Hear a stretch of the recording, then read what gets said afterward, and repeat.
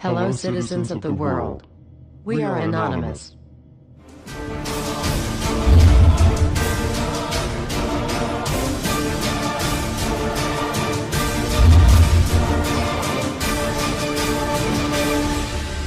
Guess what, world? We are back. Everywhere you look, corruption. We continue to fight pointless wars over lies, and we are killing innocents and letting our children die in wars just to ensure the Federal Reserve can continue their petrodollar scandal. We are sitting idly by while these crooks continue to loan fake money out to us at interest, stealing our homes, and enslaving our children. Let me make this extremely clear to all of you listening. Many corporations, especially the Federal Reserve, used the government to steal $17 trillion from your children. Your children did not have that money. They are now debt slaves. These people have stolen money from your children that are not even born yet, and sold their freedoms. They have enslaved you and many around the world. Wake up, world. And they did all of this by counterfeiting money and loaning it out at an interest. They have stolen hundreds of trillions from people around the world. Have you heard about Microsoft's Xbox manufacturers in China? They had to install suicide nets outside their buildings to ensure their employees don't jump out of the window to commit suicide. These are the conditions your children in the US will be working under when the debt is soon owed, and it will be owed. It is not a matter of if it will be owed, but it is just a matter of when. And it will happen as soon as the United States economy collapses, which will happen very, very soon. And if you think because you do not live in the United States this does not affect you, you are wrong. And you are next. The only way we can stop this is if we all unite together and fight it. People of the US are waking up to the Federal Reserve scandal, and the powers that be are currently afraid of retaliation. And that is precisely why they trying everything they can to disarm us. You know how the media has been saying gun violence has been out of control and at an all-time high. They are not simply twisting the truth here or exaggerating. They are absolutely bold-faced presenting lies to you. First off, realize, gun violence in the United States has always been shockingly low. And gun violence has dropped by 49% in the last 11 years. The already absurdly low gun violence in America has literally dropped in half. In half. The fact they are saying that it is at an all-time high perfect demonstrates how biased the government and the media is. If this doesn't prove to you that they have an agenda, then nothing will. Do you remember how the media keeps repeating that there has been 74 school shootings since Sandy Hook? Those 74 shootings were not even mass shootings like they claim. Most were suicides and none of them even took place at a school. Not a single one. They are presenting lies to you, America. When will you wake up? At some point you have to ask yourself, why would the government fake 74 mass school shootings involving children? If they get our guns, we will lose the fight against them. And they will take away absolutely all of your freedoms and you and your children will be forever slaves. And don't forget they purposefully put you and your children into that debt. And because the Federal Reserve is present in all countries, the other countries of the world are next soon after. This plan is called the New World Order.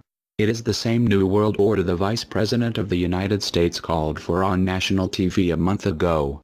He said we need to strive for and complete the New World Order. This is also the same New World Order President George Bush and President Kennedy said is our country's lifetime goal. And the same New World Order George Bush said on national TV said will happen no matter what we do, and we cannot prevent it. This has all been a long-time plan. The Federal Reserve and their partners want complete control of humanity. We cannot let this happen. They want to rule over us, like kings and queens. And humanity will be forever lost to enslavement by a bunch of tyrants who have publicly admitted they want to kill off the majority of the population so the masses are easier to control. They are going to wipe your bloodline completely off of the earth. He'll tell you the order of things to happen. The enslavement will follow immediately after guns are taken away and you cannot fight back. If they cannot get the guns before the economic collapse, then they will wait until the economy collapses. When the economy collapses, people will be starving. There will be looters and shootings. The government will insist on taking guns away to help, and as soon as the guns are taken away, then we will fall into a complete dictatorship. Do not fall for it. Remember, They are the ones who caused the economic collapse to begin with. This is the same tactic used on Germans and it worked. So expect it. As soon as the economy collapsed and the masses were starving, the German government asked the people to give up their rights and they listened. And then eventually the government was throwing the naked masses into giant burning hot ovens for mass execution. Do not give up your rights. Do not give up your guns. Fight back, as they were the ones who caused the problem.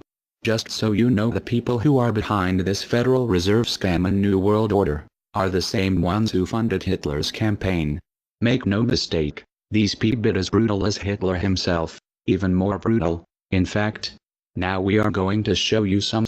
Assuming America grows some balls and we win, we will need an overall plan. We have come up with a perfect plan. This plan offers extraordinary possibilities. It will make for the most beautiful and free world you can ever imagine. If we are successful, we can leave a much better for our children. A beautiful world. Watch every minute of the rest of the video. Do not skip a single bit of it, as it is all important. If this one video gets out to and can change the world, this is your opportunity to make a difference. Please share this video. What you want with it, get paid for the views. We don't care. Just get the message out there for the world to see. Now sit back and relax, enjoy the movie.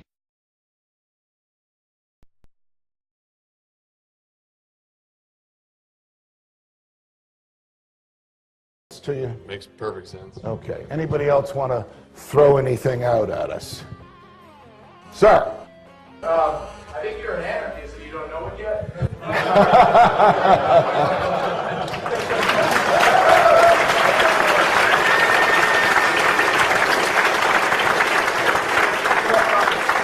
Do you hear me denying anything?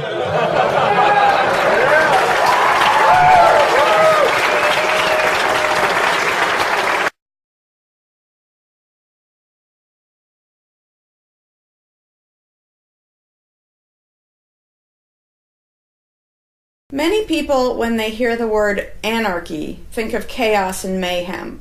So they assume that an anarchist must be in favor of disorder and violence. That is the complete opposite of the truth. Most objections and complaints about the anarchist or voluntarist philosophy are not actually about the philosophy itself, but result from people misunderstanding what the philosophy is all about. To illustrate a few points, we will use the example of two fictional islands. Authoritania, where there is a ruling class or government, and Anarchia, where there is no ruling class of any kind. We will use these islands to examine several common misconceptions about anarchism. Lots of people think anarchy means every man for himself, or survival of the fittest, or the absence of any social cooperation or organization. They think that anarchy means everyone has to be self-sufficient. This comes from the false assumption that some kind of government is necessary for any organization to occur. Whether it's part of a republic, a democracy, a kingdom, or a dictatorship, a ruling class issues orders called laws and punishes anyone who disobeys them. That is not cooperation. That's domination. It's one group forcing its will on another. Authoritarianism can be used to force people into organized patterns, but that does not mean that people are incapable of organizing their activities without being forced. The most productive and useful examples of organization that we see today are anarchistic in nature. No one was forced to build the grocery store you go to. No one was forced to produce or sell anything in it. Everyone involved in the vastly complex operation of growing your food, transporting it, displaying it in the store, and selling it to you, everyone involved participates voluntarily, working in exchange for money. You and all the other store customers choose freely which store to go to and what to spend your money on. This purely voluntary arrangement allows for an amazingly complex degree of organized cooperation without anyone being coerced to participate.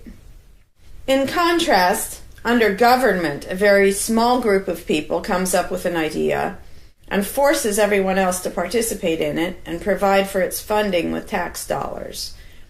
In the authoritarian version of a supermarket, the ruling class would tell people what to produce and how much, what prices to charge, and they would tell customers what they must buy and what they must pay. Anyone who did not comply with the centralized master plan would be punished in some way. That is how government does things. Which one of these would you prefer? Another common but incorrect assumption is that if there were no ruling class or no government, people would have no way of defending themselves against common criminals or foreign invaders. Again, this is simply not true. The government version of protection is inherently hypocritical.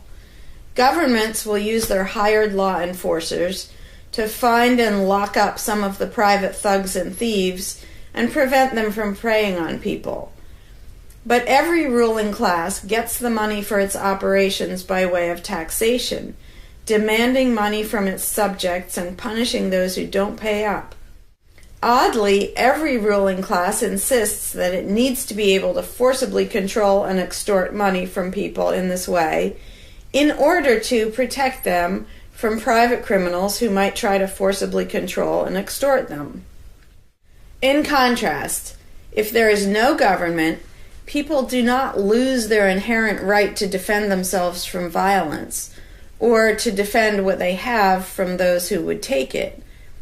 Every person has this right, and they also have the right to organize and cooperate with each other to exercise that right.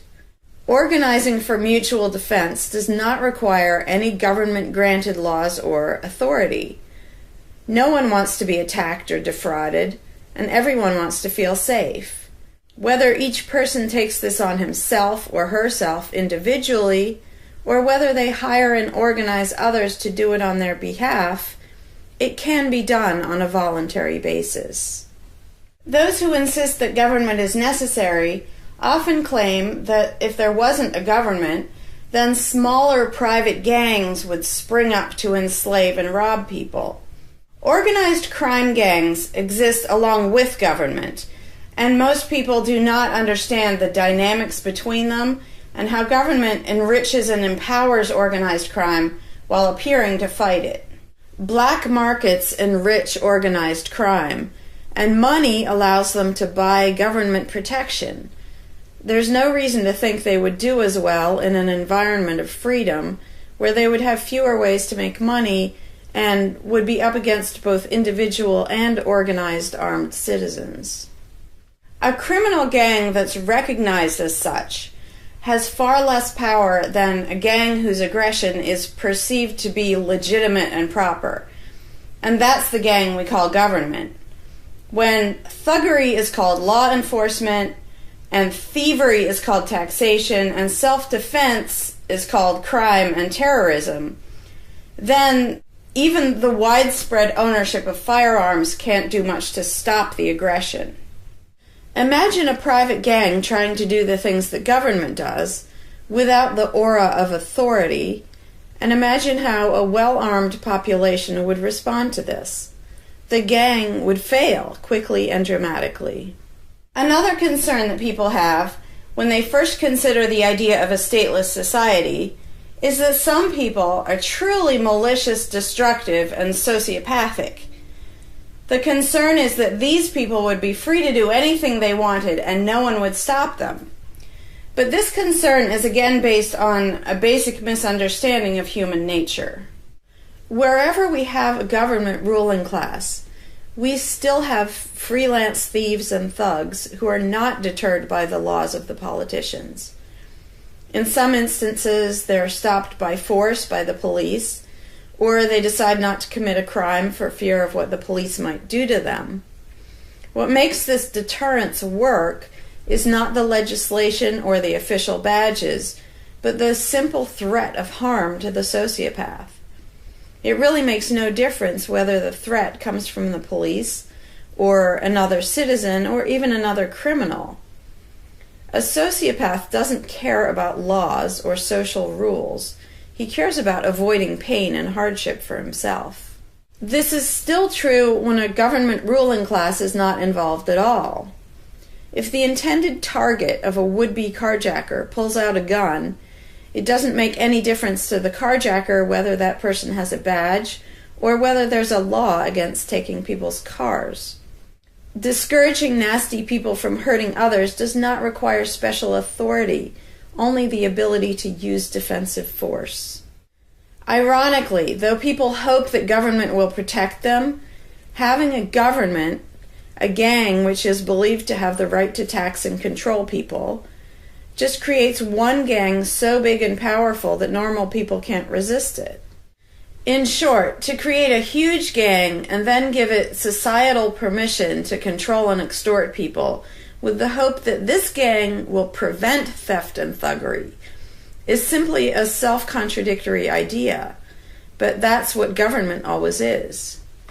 Some people might assume that if people organize for mutual protection and defense, then that's what government is. But there's an essential difference. People coming together to do something that everyone has the right to do, such as defend yourself, doesn't require any special authority. It's not government unless one group of people claims the right to do things which others do not have the right to do, such as taxing and controlling innocent people. Organized defense can be very effective without supposing the special right to rule over others. In other words, without being government. In contrast, governments rob the people they rule of far more wealth than private crooks could ever manage, making the idea of a protector government ridiculous. Another common objection to the idea of a stateless society is the notion that, if not for a group of lawmakers telling the rest of us how to behave, we would all behave like stupid, irresponsible, violent animals. This claim implies one of two things. Either we normal people have no idea what is right and wrong unless and until politicians tell us, or the only reason we want to do the right thing and coexist peacefully is because politicians told us to. A quick examination of your own motivations will show you that neither of those things is actually true. It's particularly odd to make this argument in a society where politicians are voted into power. If the people themselves have no moral code and no conscience, and are just stupid, violent animals, why does almost everyone want government to keep the peace and protect the innocent? Would a population of vicious, heartless, evil people try to elect good people to keep the evil people in line? Obviously not. The goodness and the desire for order and peace comes from us, not from the lawmakers we vote into office. The same holds true of everything that government does. If people are so short-sighted and selfish that they can't be trusted to voluntarily organize and raise money for whatever they deem important, then how can those same people be trusted to decide who should be in power? The implication is that the average person can't be trusted to run his own life, but can be trusted to choose someone to run other people's lives. Government is really not a civilizing influence. It's actually an uncivilizing influence. People who would never personally rob their neighbors constantly use the government to do it for them by way of taxation. People who would never dream of trying to control minute details of their neighbors' lives think it's just fine to vote for politicians to do it instead. Government gives everyone the opportunity and encouragement to rob and control other people without risk. So government, rather than serving as a check against the imperfections of our nature, instead drastically amplifies our greed, irresponsibility, and malice towards other human beings by giving us a legally acceptable and risk-free way to interfere with the lives and choices of our fellow men and women. Government brings out the criminal and busybody in everyone. In contrast, in the absence of a ruling class, people would lose their ability to ask lawmakers to interfere with their neighbors' lives. And we would not have law enforcers who could avoid responsibility for evil deeds by claiming that they were just following orders. Throughout history, far more theft, assault, oppression, and even murder has been committed by those acting on behalf of a supposed authority than by anybody else. Even basically good people, when they believe in government, will condone things or do things which they know would be wrong if they did them on their own. Most people know that theft and assault are bad, but they imagine that controlling their neighbors and forcing them to spend their money on things they don't want is perfectly moral and legitimate when it's done by way of the political process. Wrong becomes right when it's called taxation, legislation, regulation, and war. Anarchists know better. They know that human society will never be perfect, but it would be a whole lot better if evil deeds were committed only by genuinely nasty, sociopathic people, rather than being committed wholesale by basically good people who think that violent aggression is okay when it's called law enforcement. The fundamental principle of voluntarism is very simple. It's wrong to initiate violence against any other person, regardless of badges, laws, or alleged authority. The only time the use of force is justified is to defend against aggression. Almost everyone understands this on a personal level, but they've been taught that this basic rule of social living does not apply in the game of politics and government. Most people already know how to get along with others, and most people want a peaceful and just society. Our morality doesn't come from politicians making laws. Our ability to organize and cooperate doesn't come from the ruling class. When people escape the belief in government, they don't suddenly turn into violent animals. Our inherent right to defend ourselves and our ability to defend ourselves is not served by government. In fact, it's threatened by government more than by anything else. Ruling classes do not produce peaceful coexistence, but rather perpetual conflict and violence. Our belief in government authority takes our compassion, virtue, and good intentions and turns them into power for people who crave power and riches. Of course, the people who benefit most from the political racket will put a good spin on the system and do their best to convince people that it's a social necessity. But ask yourself this: have the thousands of laws, regulations, and taxes imposed on you by politicians made you a better person? Have they made you more productive or more caring?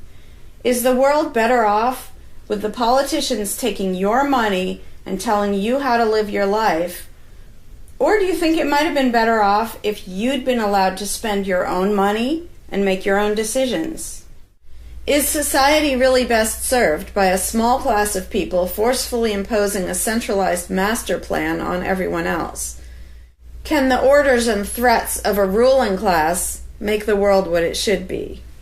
Or would society be better served by human freedom and respect for individual rights, by voluntary cooperation and peaceful organization?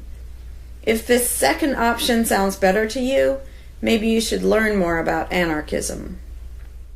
Some people dismiss anarchism as a utopian idea that would only work if everyone were generous and compassionate. Obviously, everyone is not generous and compassionate all the time. But these people need to look at the other side of the coin. If people are too stupid, greedy, and malicious to be free, aren't they too stupid, greedy, and malicious to be trusted with power over others? Whether people are inherently good, bad, or some of each, giving a person power over others is not going to make that person better. In fact, power has historically been known to corrupt people and make them worse, whereas the discipline imposed by the equal freedom of everyone else brings out the best in human nature. Most people today think that we need some form of government because they mistakenly believe that obedience to authority makes us all more civilized, moral, and peaceful. In reality, it has always done exactly the opposite. Everyone knows that governments can be corrupt, abusive, inefficient, counterproductive, even tyrannical. But most people assume that the way to fix that is to get the right people into power. People have spent centuries trying to create a good society using different kinds of ruling classes, different legal structures, different ways of choosing the rulers, and so on.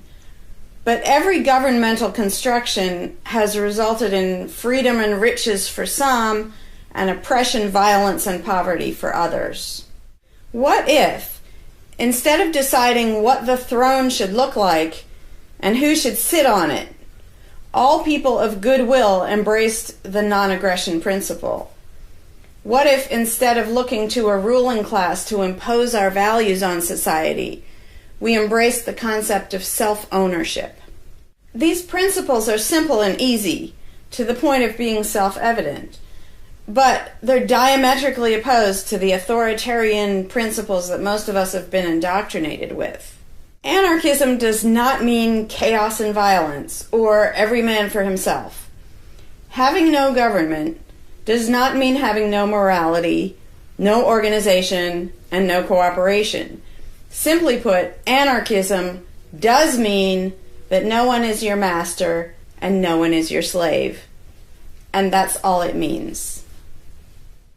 Howdy, Larkin Rose here. I'm feeling slightly less than entirely patient and polite today, so if this video gets slightly caustic, too bad. This video is for all the people who are constantly saying, well, if not for government, we couldn't have roads, or we couldn't have police, or nobody would care for the poor, or we wouldn't be protected, whether it's from local thugs or from foreign invaders. We wouldn't have this, we wouldn't have that. So thank goodness we have government and taxes, because we wouldn't have any of those things. And the first way I'd respond to that is by pointing out the assumptions that underlie that complaint, that argument. Basically what people are saying, because let's be clear about what the terms mean, government is the people who boss everybody else around. And taxes are those people demanding money from us. So they basically tell us, hand over a whole bunch of money and we'll decide how to take care of you. We'll decide how to spend your money. If we don't like it, too bad, we don't really have a choice. Like, well, you can vote in a few years and maybe something will change, even though it totally won't. So that's what people are saying. Basically, if we didn't have a ruling class stealing our money and then supposedly spending it to protect us, how could we possibly have roads or anybody to protect us? The implication is that in this country, for example, 300 million people would just sit around thinking, oh, we can't do it. Without politicians and tax collectors, we can't have a road, we can't protect each other, and we can't...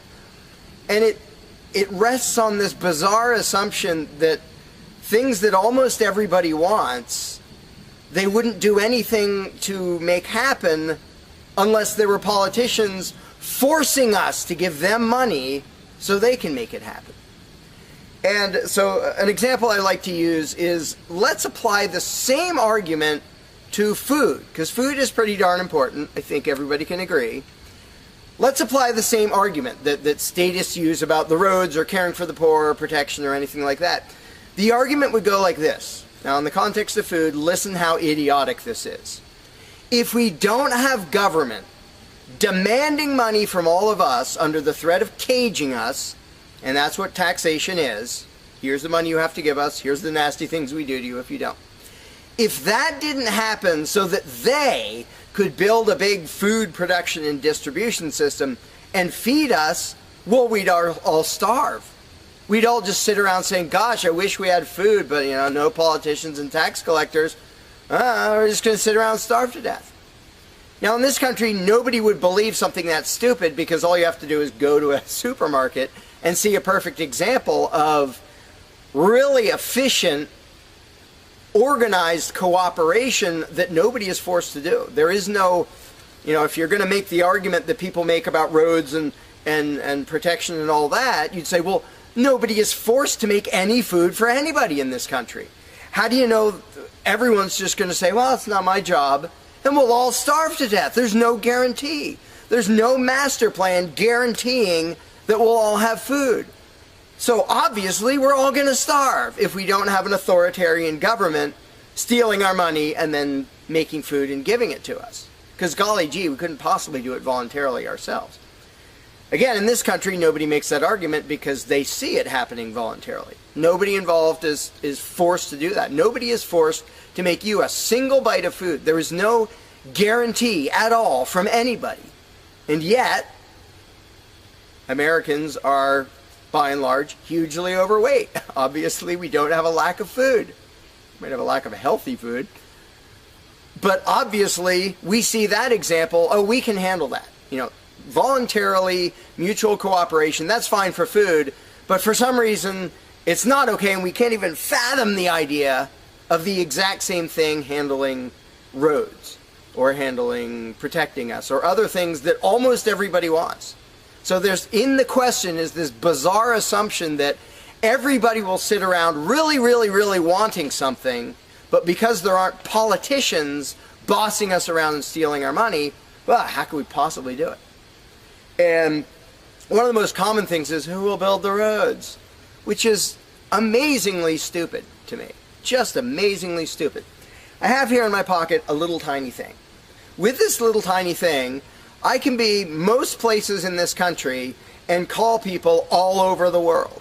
And I own it myself. I'm not anywhere near rich these days, but I own one. Almost everybody I know has one of these. A little thing that can fit in your pocket, and just on a whim, you can open it and talk to somebody who's on the other side of the planet.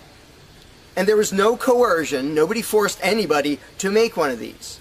This is the result of voluntary cooperation. And that's it. Free trade. Organization, yeah, good. Cooperation, yeah, good. Coercion, which is what government is, and taxation, which is theft, didn't need that to do this.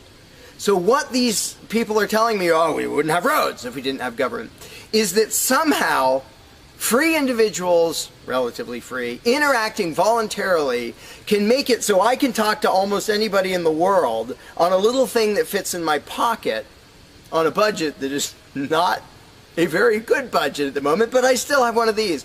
That freedom, not authoritarianism, can supply me with this, but freedom cannot achieve a flat place. Because that's what a road is. It's a flat place. From here to there, because we have these machines that take us from here to there. By the way, we don't have those machines because of government.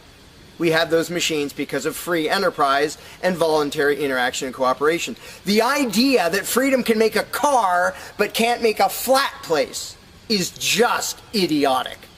You really think we can't make a flat place? And so I ask people, and they say, well, who will build roads? Are you really telling me that you really and truly think that if government fell off the face of the earth, 300 million people in this country, 7 billion if you want to include the whole planet, would sit around in their houses thinking, golly, I wish I could go visit Fred, but I can't because there's not a flat thing from me to him, and I don't know how to do it. And the other 300 million or 7 billion people, we can't possibly do it because there aren't any politicians and tax collectors. If they were here, we could do it. If they were here to boss us around and steal our money and really inefficiently build a flat place, then we'd be set. Then I'd be comfortable and I could be confident that I could get places. I could visit Fred, I could go shopping, but now we're all going to sit in our houses wishing we could go to the corner store, but we can't because, golly, how could we possibly make a flat place from here to there? We can make these, where you can talk to anybody in the world. We can make machines that you drive around in, but no, we couldn't possibly make a flat place. And when people say, well, who will build the roads? The first answer is the same damn people who do it now. Politicians and tax collectors don't build the friggin' roads. Have you ever seen one out there? No, you haven't. They steal our money, waste most of it, do all their corrupt games, and then they pay other people. Here's an idea. How about if we pay those other people who actually build the stinking road? And the fact that that doesn't occur to people is a great indication of how well indoctrinated people are by the rulers who will perpetually tell us, you can't organize anything, you can't achieve anything, you can't do anything unless we are here to force it on you. And it's, again, there are a zillion examples, whether it's caring for the poor or protection or roads, obviously. where most of the population will say, I'm really concerned that poor people won't be taken care of, which means most of the population wants people in need to be taken care of. And if we didn't have politicians stealing our money, how would it happen? Here's an idea. Take some money out of your pocket and give it to one of the people that you think needs help.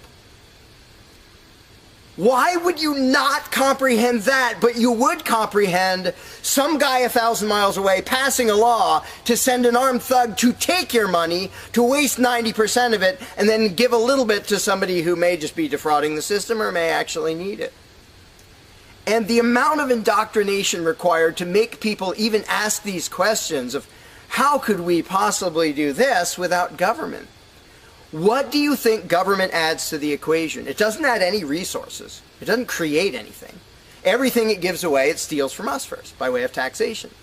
It doesn't add any skills. It doesn't add any knowledge. The people who are here would still be here if the institution of government fell over.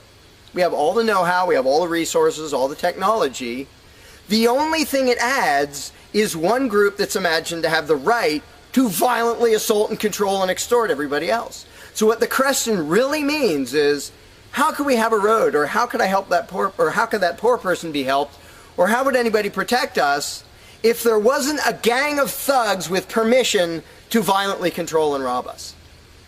And when you recognize that that is literally what the question means, you already see how utterly idiotic it is. And it's completely the result of authoritarian statist indoctrination. Nobody would come up with that on their own.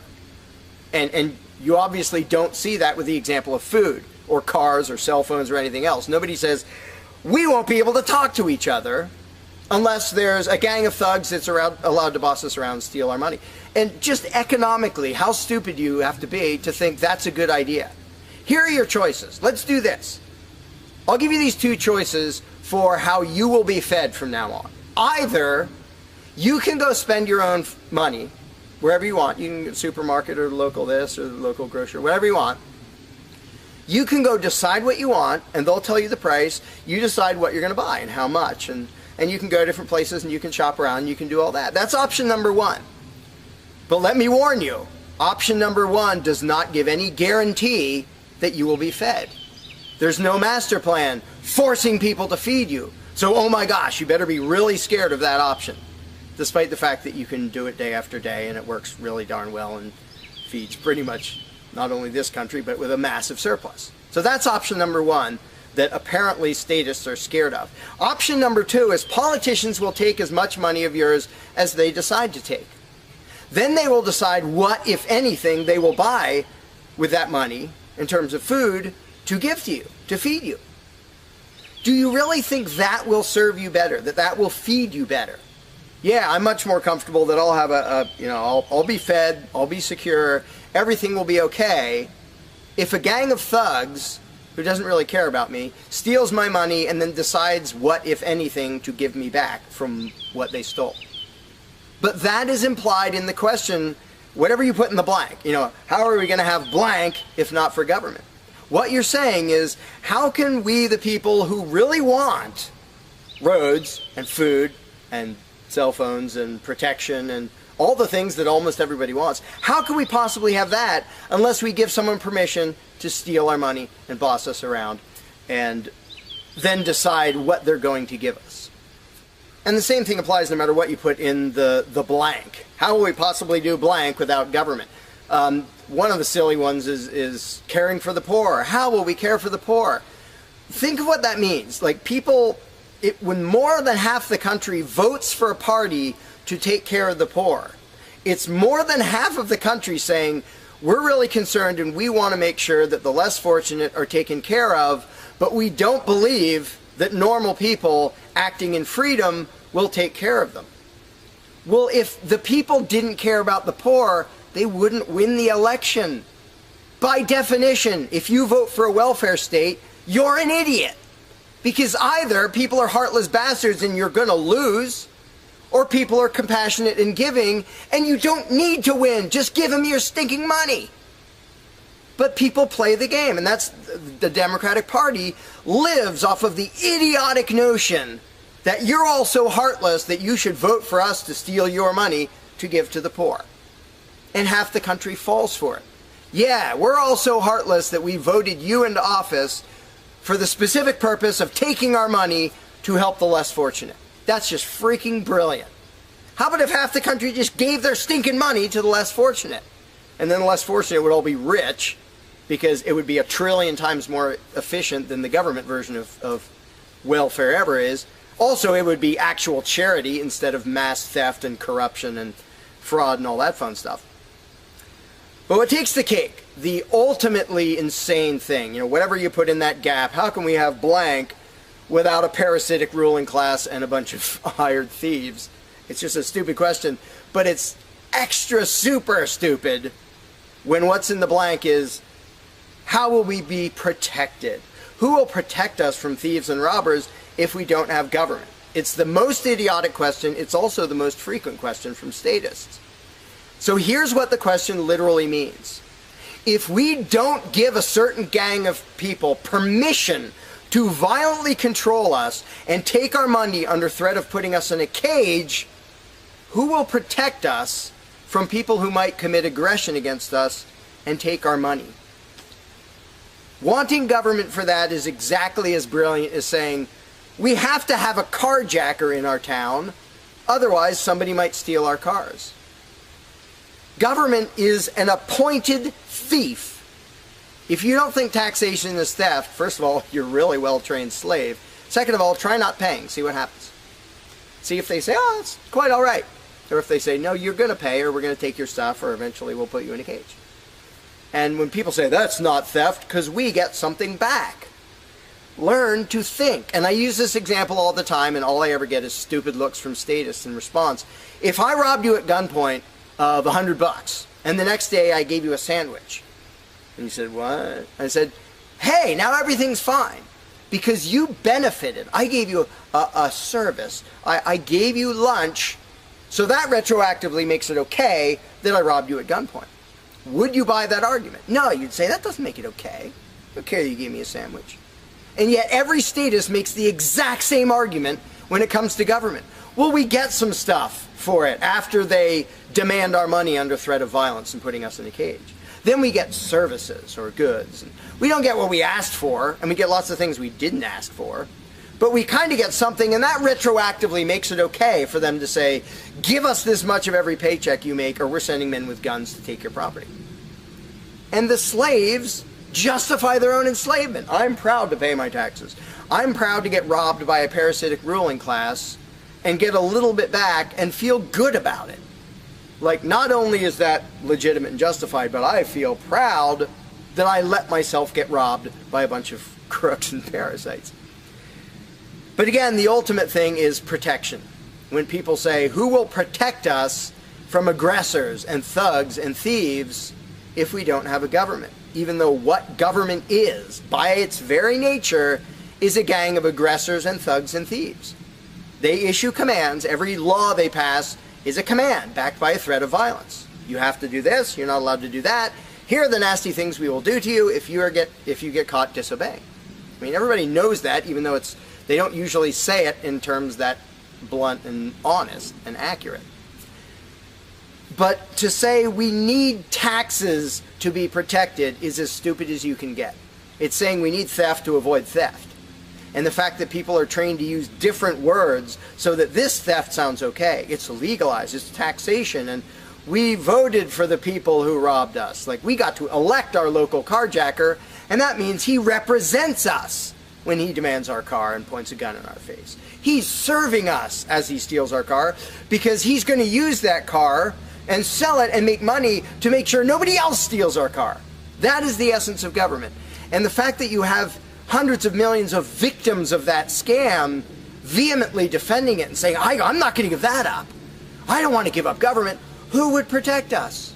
I don't want to give up the biggest aggressor on the planet, the biggest thief on the planet. Look at your tax bill and see how much private crooks steal from you. So before you ask that question, before you ask, how could we possibly have roads or protection or water or air or Christmas or Santa Claus or any of the zillion things that statists imagine we can't possibly have without a ruling class. Think about what the question actually means. Because when you get to the point where you understand the implications of your own question, asking, how can we possibly have this without a parasitic gang of thugs robbing us? When you actually understand what you're really asking, you won't ask the question because you will realize it's completely freaking idiotic.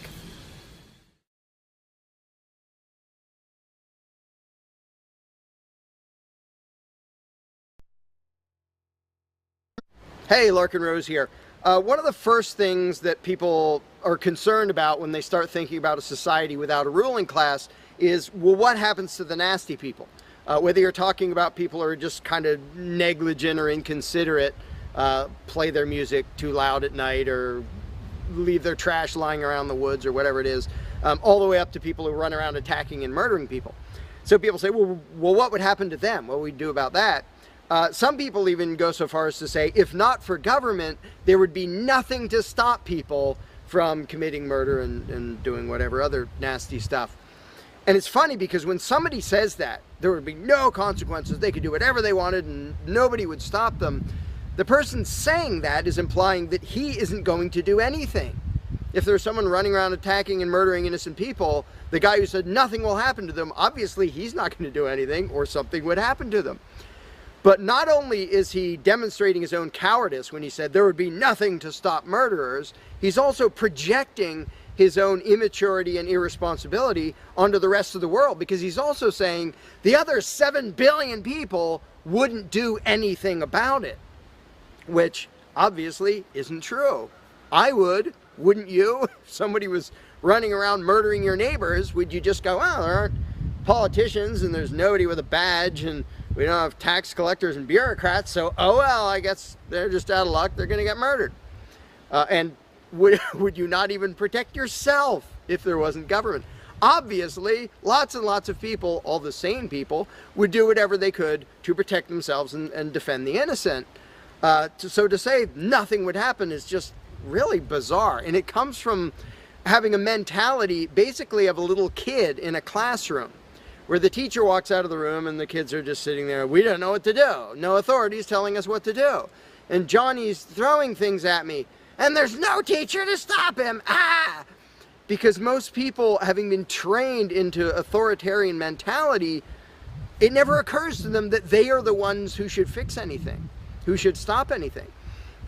And so when people say, well, what would be done about this and that and the other thing, nasty people doing nasty things, the first thing I ask is, well, what would you do about it? Because people are so into the mentality that there has to be some master plan and some authority who writes down the law of here is what will be done with those people, that people don't think in terms of, well, what would I do about it? Which is why I always ask people, well, what would you do about it? You're a person just as much as me and just as much as the other 7 billion. What would you feel justified in doing if somebody was polluting or playing their music too loud at night or running around murdering people or whatever in between you can think of? Any nasty thing, what would you feel justified in doing about it? Because there's a very basic rule of being a moral human being, which is if it would be wrong for you to do something, don't ask anybody else to do it. And the rule is so simple, so self-evident and obvious that most people will go, well, duh, of course. Trouble is, nobody in the world who believes in government abides by that rule. Nobody. I don't care if you're a constitutionalist, Democrat, Republican, fascist, communist, anything, any kind of statist. There is nobody who believes in government who abides by the most basic rule of morality, which is if it's wrong for you to do something, don't ask somebody else to do it. Because every single candidate, every party, every government always does things that the voters know they themselves have no right to do. And to say something like, well, I'm voting for the guy who's going to tax you less. Well, do you have the right to rob me a little bit less than the other guy? No, you don't. So telling me that, well, somebody was going to rob you more, but I voted for the guy to rob you a little bit less, you are still violating the basic rule of being a human being. If it's wrong for you, don't ask somebody else to do it. Well, that's kind of the second basic rule, the first one being the non-aggression principle. And they actually go together quite well. But when people are in the mindset that there's going to be some major centralized plan to deal with whatever, polluters or people who play their music too loud or murderers or whatever else, they have to get out of that mindset. They have to start to think that maybe they are among the people who have to do something about it. So instead of saying, what will be done about such and such, well, what will you do about it? What should I do about it? And this doesn't magically make all the problems go away, but the actual practical challenge of dealing with most disputes is trivial compared to the challenge of getting people to think like responsible adults, where they start to think, well, maybe it's up to me. And a while back I did little events called Escaping the Myth, and one of the little mental exercises I did with these little groups of people is, imagine we're on an island and we're it. There's no government, there's no authority, there's nobody with a badge, and one of us is running around stealing stuff from other people. He's not killing anybody, but he's stealing stuff. What are we going to do about it? We normal people. There's not a legislature, there's not 911 to call, there's nobody with a badge, it's just people. And so with that specific example, I would ask people, so what do we do? And just off the top of their heads, everybody comes up with solutions that are way better than what government ever does. First of all, every government solution is, all right, step one, I get to rob everybody. That's the government solution. Well, we're going to tax everybody so we have the resources to stop that other robber. Well, in the island scenario, nobody is stupid enough or insane enough to start with that, to say, well, let's see, so somebody's stealing our stuff. Okay, first, I get to rob all of you so that I have the resources to protect you from him. Nobody is that insane. Everybody is insane enough to believe that who believes in government. And I did for many years. I was stupid enough to actually think that it was rational and moral to advocate mass extortion in order to protect people. And that's just stupid. So I just believed something insanely stupid for a very long time. Most of the world still believes that. But in a setting where people are put on the spot and they're responsible for what happens, they don't do that. They don't say, well, I get to boss everybody around and take their money. Nobody does that. So to me, the challenge is not even coming up with specific solutions to every imaginable dispute or problem, which I don't pretend to know how everything's going to turn out. And I don't intend to be emperor of anarchy. I'm not going to be in charge of the world. But getting people to the mindset where it's up to them, where there's just people, we're it. No legislatures, no people with badges, no authority, we're just people. Suddenly people are way better at solving problems and making things work. One good example is when there's a disaster. Unfortunately, sometimes it takes a horrendous event to bring out the best in people. And it brings out the worst in some people too. But when people say, whoa, my neighbor's house is floating away, I'm not going to wait for FEMA. I'm not going to dial 911. I'm going to jump in a boat and go save him. Because suddenly it's on me. Suddenly I'm the one who has to do something. And when it occurs to people that they're the ones who have to do something, and unfortunately, usually that only happens in a complete disaster area, when it occurs to people and they suddenly take on the responsibility and start to think like adults, their solutions are generally a lot better than any government solutions, and ever are. But to get to that mentality, people have to shift from the authoritarian mindset to the mindset of a self-owning individual who realizes there is nothing above me. There is no magic unicorn who's going to come to save the day, who's going to come save me from polluters or somebody playing their music too loud or murderers or whatever it is. It's just us. And if we realize that, then first of all, people would stop asking me, well, without a government, how would this be handled? As if I'm going to be in charge. I don't freaking know. What would you do about it? I can tell you what I would do about it. I could tell you what I might suggest, what I might predict, but who cares? I'm one of 7 billion people. I'm not going to be in charge any more than you are.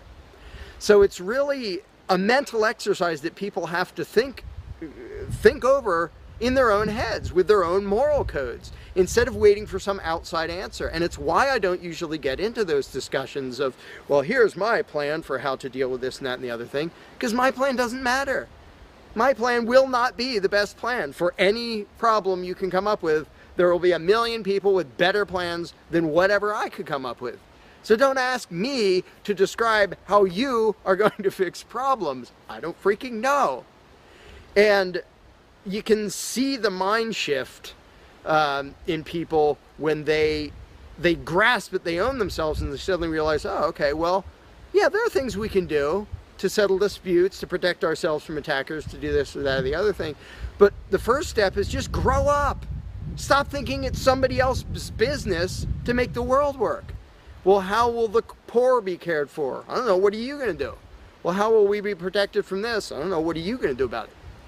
And it is inconvenient. It's inconvenient to be a free person where you can't just be a kid in a classroom whining to the teacher to save the day and fix everything and make everything work, where you actually have to be a responsible adult. And that's one of the main reasons why people like the belief in authority, because then they can live with the lie that all they have to do is obey and do as they're told and everything will be okay. First of all, no, it won't be okay. Second of all, you're not even being a human being. You just threw your free will out the window and became somebody's slave in the hopes that that would help humanity. It doesn't help humanity for you to be a slave. It doesn't help humanity for everybody else to be a slave. It does help humanity for you to start thinking as an adult, responsible human being who owns himself and who accepts that it is your responsibility to figure out how to make the world work.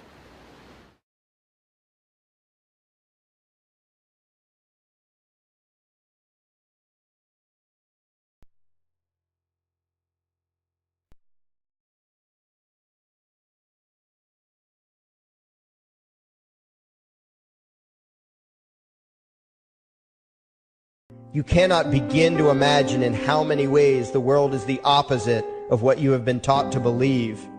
You see the guy who sells drugs to willing customers so he can feed his family as the scum of the earth, while you see the hypocrite who gives away stolen money in the name of government as a saint.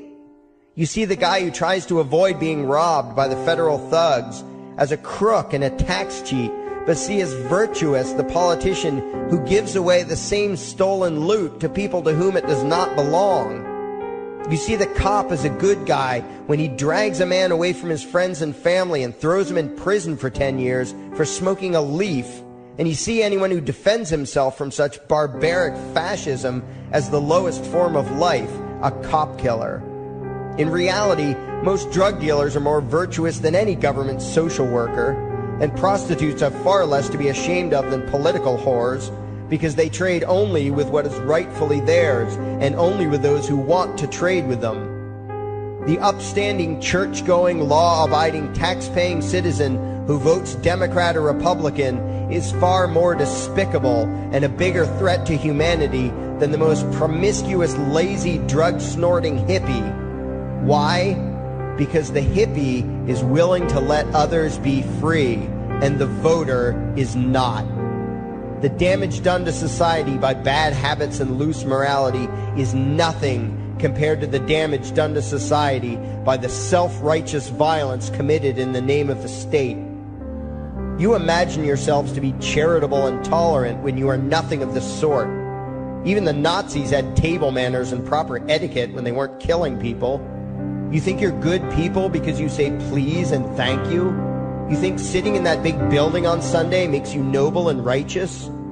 The difference between you and a common thief is that the thief has the honesty to commit the crime himself, while you whine for government to do your stealing for you. The difference between you and the street thug is that the thug is open about the violence he commits, while you let others forcibly control your neighbors on your behalf. You advocate theft, harassment, assault, and even murder, but accept no responsibility for doing so.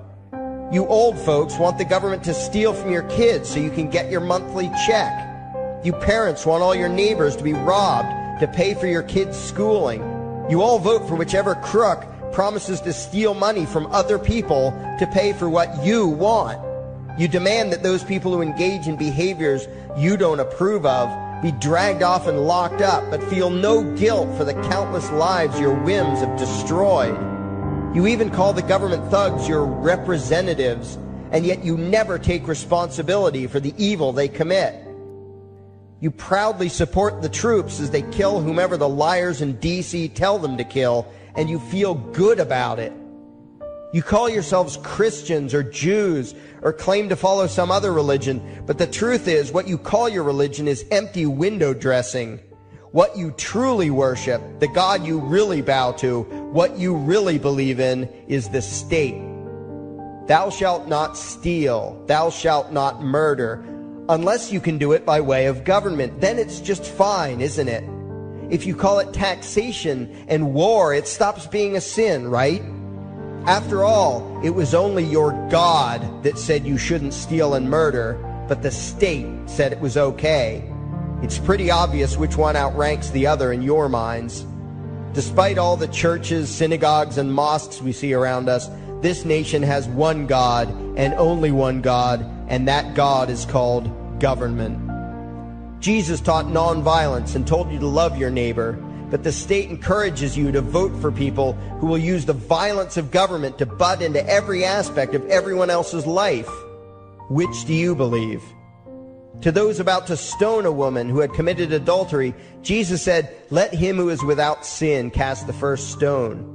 But the state says it's perfectly fine to lock someone up if they do something you find distasteful, such as prostitution. Which do you believe? The Christian God says, "Thou shalt not covet," but coveting is the lifeblood of the beast that is the state. You are taught to resent, despise, and hate anyone who has anything you don't have. You clamor for the state to tear other people down, steal their property, and give it to you. And you call that fairness. The Bible calls it coveting and stealing. You are not Christians. You are not Jews. You are not Muslims. And you certainly aren't atheists. You all have the same God, and its name is government. You're all members of the most evil, insane, destructive cult in history. If there ever was a devil, the state is it, and you worship it with all your heart and soul. You pray to it to solve every problem, to satisfy all your needs, to smite your enemies, and to shower its blessings upon you. You worship what Nietzsche called the coldest of all cold monsters, and you hate those of us who don't. To you, the greatest sin is disobeying your God, breaking the law, you call it, as if anyone could possibly have any moral obligation to obey the arbitrary commands and demands of the corrupt, lying, delusional megalomaniacs who infest this despicable town. Even your ministers, priests, and rabbis, more often than not, are traitors to their own religions, teaching that the commands of human authority should supersede adherence to the laws of the gods they say they believe in. Several years ago, I heard one pompous evangelical jackass in particular pontificating on the radio that anyone who disobeys the civil authority, be it a king or any other government, is engaging in rebellion against God. Those were the exact words he used. What if the government is doing something wrong? Well, this salesman for Satan opined, that is the business of those in government, and you are still obligated to obey. Everywhere you turn, be it the state or the church, the media or the schools, you are taught one thing above all else, the virtue of subjugating yourselves to mortals who claim to have the right to rule you. It is sickening the reverence with which you speak of the liars and thieves whose feet are so firmly planted on your necks. You call the congressmen and the judges honorable, and you swoon at the magnificence of the grandiose halls they inhabit, the temples they built to celebrate the domination of mankind. You feel pride at being able to say you once shook a senator's hand or saw the president in person. Ah, yes, the grand deity himself, His Royal Highness, the President of the United States of America. You speak the title as if you're referring to God Almighty. The vocabulary has changed a bit, but your mindset is no different from that of the groveling peasants of old who bowed low, faces in the dirt, with a feeling of unworthiness and humility when in the presence of whatever narcissist had declared himself to be their rightful lord and master. The truth of the matter, back then and today, is that these parasites who call themselves leaders are not superior beings. They are not great men and women. They are not honorable. They're not even average. The people who earn an honest living, from sophisticated millionaire entrepreneurs to illiterate day laborers doing the most menial tasks you can imagine, those people deserve your respect. Those people you should treat with courtesy and civility. But the frauds who claim the right to rule you and demand your subservience and obedience, they deserve only your scorn and contempt. Those who seek so-called high office are the lowest of the low. They may dress better, have larger vocabularies, and do a better job of planning out and executing their schemes, but they are no better than pickpockets, muggers, and carjackers. In fact, they are worse, because they don't want to rob you of just your possessions. They want to rob you of your very humanity, deprive you of your free will, by slowly leeching away your ability to think, to judge, to act, reducing you to slaves in both body and mind. And still you persist in calling them leaders. Leaders? Where is it that you think you're going exactly that would require you to have a leader? If you just live your own life and mind your own damn business, exercising your own talents, pursuing your own dreams, striving to be what you believe you should be, what possible use would you have for a leader? Do you ever actually think about the words that you hear, the words that you repeat? You parrot oxymoronic terms such as the leader of the free world, even pretending for a moment that there is some huge journey or some giant battle that everyone in the entire nation is undertaking together that would require a leader. Why would you ever think, even for a moment, that the crooks that infest this town are the sort of people you should listen to or emulate or follow anywhere? Somewhere inside your mostly dormant brains, you know full well that politicians are all corrupt liars and thieves, opportunistic con men, exploiters, and fearmongers. You know all this, and yet you still speak as if you are the ones who are the stupid, vicious animals, while the politicians are the great, wise role models, teachers, and leaders without whom civilization could not exist. You think these crooks are the ones who make civilization possible? What belief could be more absurd? Yet when they do their pseudo-religious rituals, deciding how to control you this week, you still call it law, and continue to treat their arbitrary demands as if they were moral decrees from the gods that no decent person would ever consider disobeying. You have become so thoroughly indoctrinated into the cult of state worship that you are truly shocked when the occasional sane person states the bleeding obvious. The mere fact that the political crooks wrote something down and declared their threats to be law does not mean that any human being anywhere has the slightest moral obligation to obey. Every moment of every day, in every location and every situation, you have a moral obligation to do what you deem to be right, not what some delusional bloated windbag says is legal. And that requires you to first determine right and wrong for yourself, a responsibility you spend much time and effort trying to dodge. You proclaim how proud you are to be law-abiding citizens and express your utter contempt for anyone who considers himself above your so-called laws, laws that are nothing more than the selfish whims of tyrants and thieves. The word crime once meant an act harmful to another person. Now it means disobedience to any one of the myriad of arbitrary commands coming from a parasitical criminal class. To you, the term crime is nearly synonymous with the word sin, implying that the ones whose commands are being disobeyed must be something akin to gods, when in truth they are more akin to leeches. The very phrase, taking the law into your own hands, perfectly expresses what a sacrilege it is in your eyes for a mere human being to take upon himself the responsibility to judge right from wrong and to act accordingly, instead of doing what you do, unthinkingly obeying whatever capricious commands this cesspool of maggots spews forth. You glorify this criminal class as lawmakers and believe that no one is lower than a lawbreaker, someone who would dare disobey the politicians.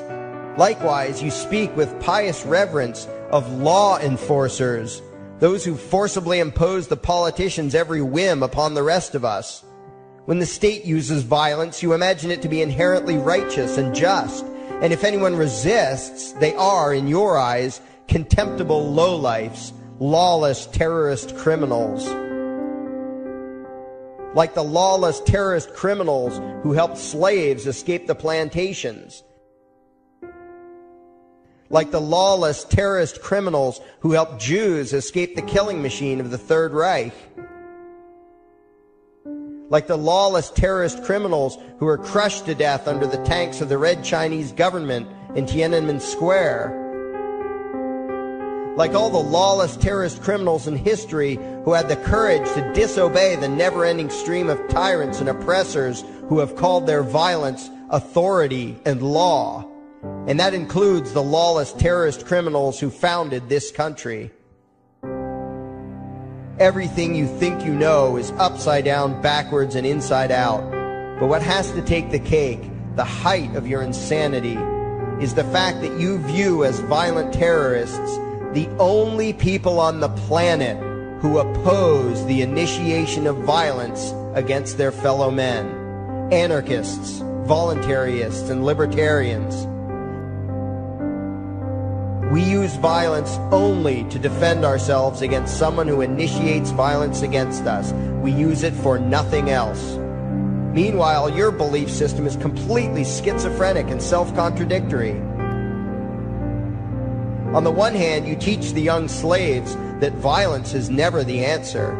Yet out of the other side of your mouths, you advocate that everyone and everything, everywhere and at all times be controlled, monitored, taxed, and regulated through the force of government. In short, you are teaching your children that the masters may use violence whenever they please, but the slave should never resist. You indoctrinate your children into a life of unthinking, helpless subservience. You are putting the chains around their little necks and fastening the locks tight. And worst of all, you feel good about it. Out of one side of your mouths, you condemn the evils of fascism and socialism and lament the injustices of the regimes of Hitler, Stalin, and Mao. While out of the other side of your mouths, you preach exactly what they did. The worship of the collective, the subjugation of every individual to that evil insanity that wears the deceptive label, the common good. You babble on and on about diversity and open-mindedness, and then beg your masters to regulate and control every aspect of everyone's lives, creating a giant herd of unthinking conformist drones. You wear different clothes and have different hairstyles, and you think that makes you different. Yet all your minds are enslaved to the same club of masters and controllers. You think what they tell you to think and do what they tell you to do while imagining yourselves to be progressive, thinking, and enlightened. From your position of relative comfort and safety, you now condemn the evils of other lands and other times while turning a blind eye to the injustices happening right in front of you. You tell yourself that had you lived in those other places, in those other times, you would have been among those who stood up against oppression and defended the downtrodden. But that is a lie. You would have been right there with the rest of the flock of well-trained sheep, loudly demanding that the slaves be beaten, that the witches be burned, that the nonconformists and rebels be destroyed. How do I know this? Because that is exactly what you are doing today. Today's injustices and oppressions are fashionable and popular, and those who resist them, you tell yourselves, are just malcontents and freaks, people whose rights don't matter, people who deserve to be crushed under the boot of authority. Isn't that right? You bunch of spineless, unthinking hypocrites, look in the mirror. Take a good look at what you imagine to be righteous and kind. You are the devil's plaything. The crowds of thousands wildly applauding the speeches of Adolf Hitler, that was you. The mob demanding that Jesus Christ be nailed to the cross, that was you. The white invaders who celebrated the wholesale slaughter of those godless redskins, that was you. The throngs filling the Colosseum, applauding as the Christians were fed to the lions, that was you. Throughout history, the perpetual suffering and injustice occurring on an incomprehensible scale, it was all because of people just like you. The well-trained, thoroughly indoctrinated conformists, the people who do as they're told, who proudly bow to their masters, who follow the crowd, believing what everyone else believes and thinking whatever authority tells them to think. That is you.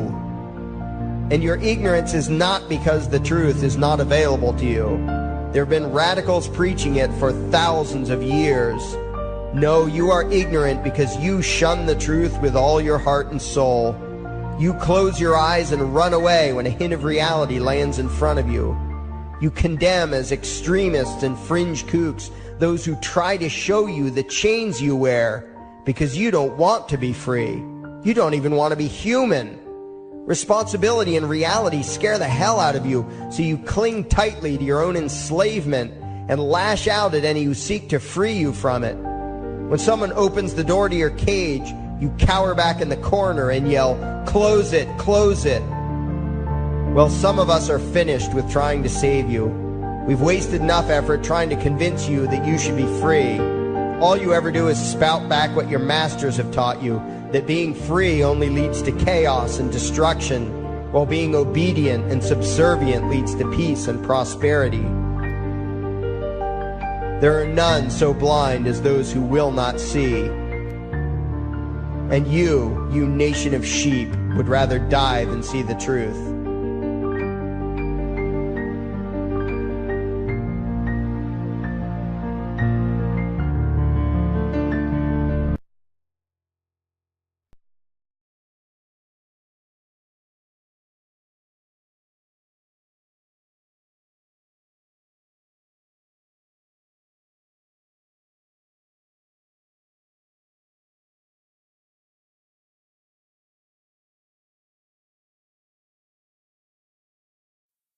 There is something I need you to do. Favorite, like and share this video. Now that you have done that, go to your browser add-ons, download YouTube Video Downloader, come back to this video and save the video to your computer and upload it your YouTube channel. Use a different title than the one used for this video. We now have a new YouTube channel. It is called Anarchy World. It's all one word. Subscribe to us. And the videos used in this video were by Larkin Rose, also one word. Look for his channel and subscribe to him as well. Thank you. And by the way, these are the people responsible.